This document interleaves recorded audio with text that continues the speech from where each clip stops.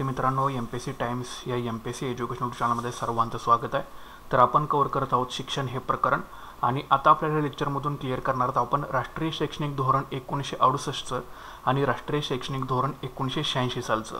तर याच्यामध्ये अध्यक्षांनी त्यांच्या ज्या शिफारशी त्यांनी केलेल्या होत्या तर त्या आपण या लेक्चरमधून व्यवस्थितरित्या क्लिअर करणार आहोत। तर शेवटपर्यंत तुम्ही हा व्हिडिओ बघा, कुठेही स्किप करू नका मध्ये, ठीक आहे। तर शिक्षण हे जे प्रकरण आहे याच्यावरती तुम्हाला राज्यसेवा पूर्व परीक्षा असेल किंवा मुख्य परीक्षा असेल किंवा कंबाईनची पूर्व परीक्षा असेल किंवा मुख्य परीक्षा असेल याच्यामध्ये एखादा तरी प्रश्न हा तुम्हाला दिसून येतो।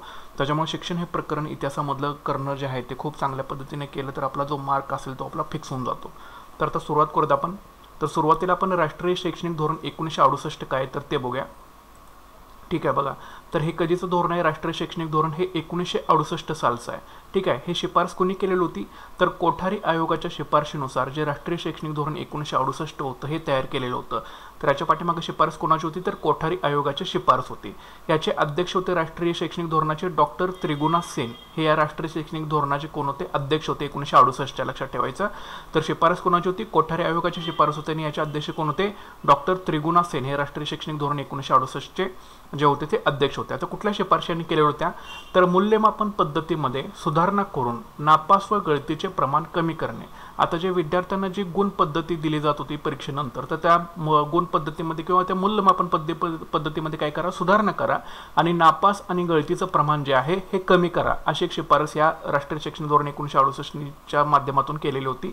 डॉक्टर त्रिगुणा सेन यांच्या अध्यक्षतेखाली ही आयोग होता, लक्षात ठेवायचं तुम्ही। नंतर सेकंड जी शिफारस आहे ती आहे पाठ्यपुस्तकांचा जो आहे तो गुणात्मक विकास हा केला पाहिजे, ठीक आहे। गुणात्मक विकास जो आहे पाठ्यपुस्तकांच्या माध्यमातून विद्यार्थ्यांचा घडून यायला पाहिजे। त्याच्यामुळे गुणात्मक विकास कसा होईल विद्यार्थ्यांचा त्या दृष्टी समोर ठेवूनच ती पाठ्यपुस्तके जी आहेत ही लिहिली गेली पाहिजेत। तिसरी शिफारस अशी होती की 5वी ते 7वीचे वर्ग जे आहेत हे माध्यमिक शाळांना जोडावेत। जे काही 5वी ते 7वीचे वर्ग आहेत हे कुणाला जोडावेत? माध्यमिक शाळांना जोडले जावेत। चौथी शिफारस अशी आहे प्राथमिक शाळेपर्यंत जे आहे म्हणजे विद्यार्थ्याची जी प्राथमिक शाळा आहे तिथपर्यंत त्या विद्यार्थ्याला चालत जाता यावं इतकं अंतर असलं पाहिजे, ठीक आहे। हे लक्षात ठेवा शिफारस। नंतर जो कार्यानुभव हा जो विषय आहे या विषयावरती जो आहे तो अधिक भर द्यावा, अशी एक शिफारस जी आहे ती राष्ट्रीय शैक्षणिक धोरण 1968 मध्ये जे आहे ते आपल्याला दिसून येते। नंतर 14 वर्ष वयापर्यंत शिक्षण जे आहे हे अनिवार्य आणि निशुल्क असावं। कधीपर्यंत? 14 वर्ष वयापर्यंत शिक्षण जे आहे हे अनिवार्य आणि कसं असावं? निशुल्क असावं। आणि 7वी शिफारस इम्पॉर्टंट अशी आहे की राष्ट्रीय उत्पन्नातून मिळणारी जी 6% रक्कम आहे हे शिक्षणावरती खर्च केली जावी। किती टक्के रक्कम? 6% रक्कम जी आहे ती शिक्षणावरती खर्च केली जावी। तर अशा पद्धतीची एकूण 7 ज्या शिफारशी आहेत ह्या राष्ट्रीय शैक्षणिक धोरण 1968 च्या अंतर्गत जे होते डॉक्टर त्रिगुणा सेन यांनी सरकारला ज्या होत्या त्या सादर केलेलं होतं। तर पहिली शिफारस काय की मूल्यमापन पद्धती म्हणजे गुणात्मक पद्धतीमध्ये जी आहे ती सुधारणा करून जे नापास आणि विद्यार्थ्यांचं गळतीचं प्रमाण आहे हे कमी करायचं। पाठ्यपुस्तकं अशा प्रकारे लिहिली पाहिजेत की जेणेकरून विद्यार्थ्यांचा गुणात्मक विकास झाला पाहिजे। 5वी ते 7वीचे जे वर्ग आहेत ते माध्यमिक शाळांना जोडले गेले पाहिजेत। प्राथमिक शाळेपर्यंत सर्वांना चालत जाता यावं इतकं या प्राथमिक शाळेचं अंतर असलं पाहिजे। कार्यानुभव हा जो विषय आहे याच्यावरती अधिक भर दिला गेला पाहिजे। 14 वर्ष वयापर्यंतच्या विद्यार्थ्यांना शिक्षण जे आहे हे अनिवार्य आणि निशुल्क असलं पाहिजे आणि राष्ट्रीय उत्पन्नातून मिळणारी जी 6% रक्कम आहे हे शिक्षणावरती खर्च केली गेली पाहिजे। तर अशा प्रकारच्या एक 7 शिफारशी ज्या आहेत राष्ट्रीय शैक्षणिक धोरण 1968 च्या हे तुम्हाला लक्षात ठेवावं लागेल। तर कोठारी आयोगाच्या शिफारशीनुसार राष्ट्रीय शैक्षणिक धोरण 1968 जे होतं ते स्थापन झालेलं होतं। अध्यक्ष होते याचे डॉक्टर त्रिगुणा सेन, ठीक आहे। तर शिफारशी लक्षात ठेवा। त्याच्यानंतर पुढे बघा, 8वी शिफारस अशी आहे की विज्ञान आणि संशोधन शिक्षणामध्ये समानता असली पाहिजे। कृषी आणि उद्योग विषयक शिक्षणाचा विकास झाला पाहिजे। 3 भाषा सूत्र अवलंबलं पाहिजे। क्षेत्रीय भाषेचा विकास जो आहे तो केला पाहिजे, ठीक आहे। तर आपले 4 अजून याच्यामध्ये राहिलेले होत्या। तर बघा 8वी शिफारस आहे विज्ञान आणि संशोधन शिक्षणामध्ये समानता, कृषी आणि उद्योग विषयक शिक्षणाचा जो आहे तो विकास केला पाहिजे। 3 भाषा सूत्र अवलंबलं गेलं पाहिजे आणि क्षेत्रीय भाषेचा विकास जो आहे हा केला गेला पाहिजे। तर अशा प्रकारचे एकूण 11 शिफारशी ज्या आहेत जवळपास, तर ह्या ज्या आहेत त्या गोष्टी ज्या आहेत तुम्हाला लक्षात ठेवणं हे गरजेचं पडतं, ठीक आहे। तर बघा,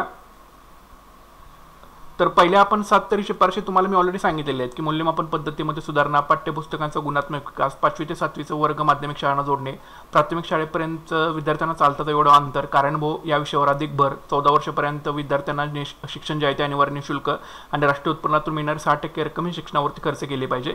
तसंच 8वी शिफारस अशी होती की विज्ञान आणि संशोधन शिक्षणामध्ये काय असली पाहिजे? एक समानता असली पाहिजे।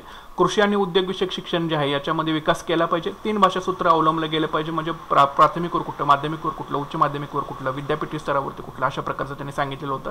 आणि क्षेत्रीय भाषेचा जो आहे तो विकास हा केला गेला पाहिजे। तर अशा प्रकारची एकूण 11 शिफारशी ज्या आहेत त्या तुम्हाला लक्षात ठेवाव्या लागतील राष्ट्रीय शैक्षणिक धोरण 1968 च्या अंतर्गत। आता पुढे बघा, राष्ट्रीय शैक्षणिक धोरण 1986 जे आहे हे राजीव गांधींच्या अध्यक्षतेखाली हे धोरण जे होतं ते नेमलं गेलेलं होतं. राष्ट्रीय शैक्षणिक धोरण 1986 लक्षात ठेवा. हे आपण दोन्ही याच्यासाठी घेतलेले की दोघांमध्ये कंपॅरिझन करून तुम्हाला जे आहे ते थोड्या गोष्टी तुमच्या लक्षामध्ये राहिल्या असल्या पाहिजेत, म्हणजे कसा बदल होत गेला शैक्षणिक धोरणामध्ये यासाठी आपण दोन्ही सुद्धा जे आहेत ते आपण याच्यामध्ये घेतलेले आहेत.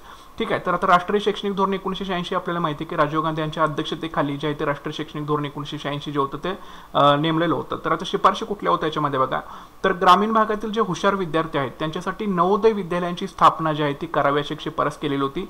आणि या शिफारशीला अनुसरून अमरावती येथे जे आहे ते पहिलं नवोदय विद्यालय जे आहे ते सुरू झालं होतं 1985-86 साली अमरावतीला. ठीक आहे. नंतर मुक्त विद्यापीठ प्रणाली असावी अशी एक शिफारस जी आहे ती राजीव गांधी यांच्या अध्यक्षतेखाली जे राष्ट्रीय शैक्षणिक धोरण नेमलेलं होतं तर यांनी अशी शिफारस केलेली आहे की मुक्त विद्यापीठ प्रणाली असली पाहिजे.